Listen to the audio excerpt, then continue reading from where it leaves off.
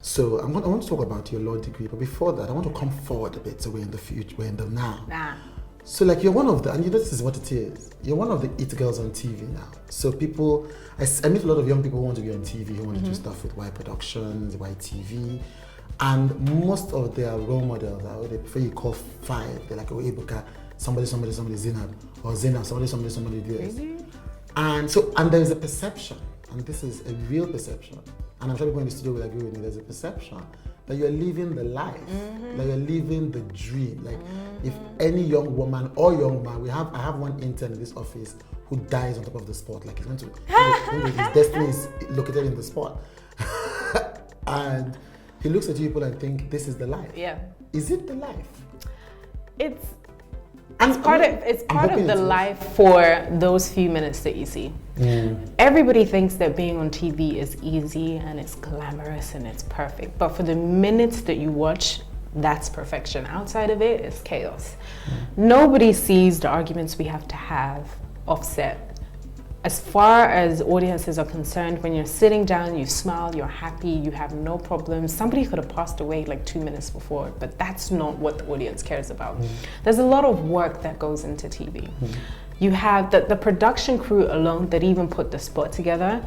I feel they make, I love our team of people that we work with for the spot. They make going to work fun, and despite whatever issues we may have, they make it easy. You have your cameraman, your sound guy, you have your technical issues can also kill anything. If it's raining outside, then you can't shoot. If they can't hear you properly, then it's going to be your problem. You have editing, you have researchers, you have writers. And what people don't understand about the spot is we get a lot of complaints sometimes because people are like, oh, you guys are always talking all over each other. But the spot is not scripted. It's off the top of your head. So it's if me and you are talking about cake and then you say, oh, do you know what? I actually had, I don't know, some corn somewhere by this shop where they sell really good cake. We take it all the way there. Right. So TV is not easy. There's a lot of work that goes into it. But then the young person is thinking, I'll take that. I'll take the argument. I'll take the rain. I'll take Ebuka and Lamidi on the couch arguing with me every day. I'll take, you know, I know your president's name is Folari, I think. I'll take Folari. I'll take the trips too, but then they're thinking, so you're on this show that everybody knows about. You get invited to the hippest events. You look gorgeous. Your Instagram page is, people are coming to pay. See, that's the problem. No, but so that's what the young person sees. It's not just the Instagram page. So it's not as if when you live. It's not as if your Instagram page is fake, because really you are living that life. You have that career. You go to those events. Sometimes people do create. Especially on social media, I can create a life for myself that I want you to see that I'm not living. Do you? That's a fair question. But I don't think I have. I think I'm one of the few people I'm pretty honest about, even if you go through my Instagram and see some of the things that I put up. So like a few days ago, I put up something about how people are afraid to say that they can't afford things and that they're broke.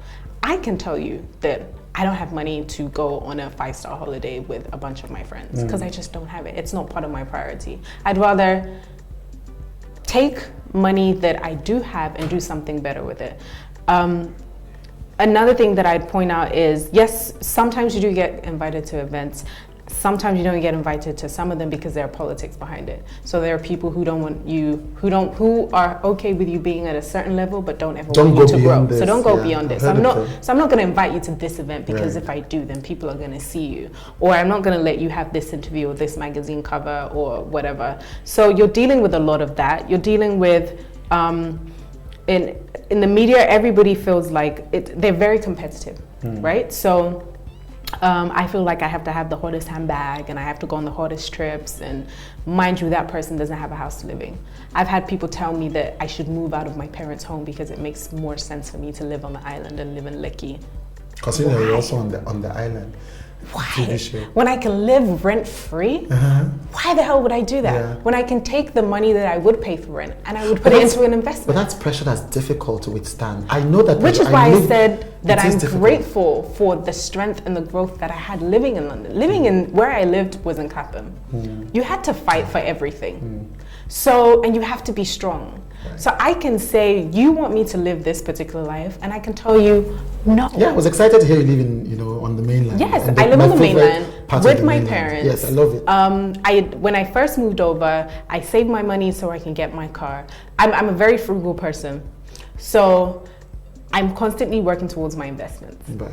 So TV, I have a short shelf life. There could be so many it girls coming up after me, but I have to think about my life outside of television. Right. Okay. So there's always the people who want my space are coming for me real hard. Yeah, so I have to be prepared. Yeah, they're always coming for auditions here with Shane. Always.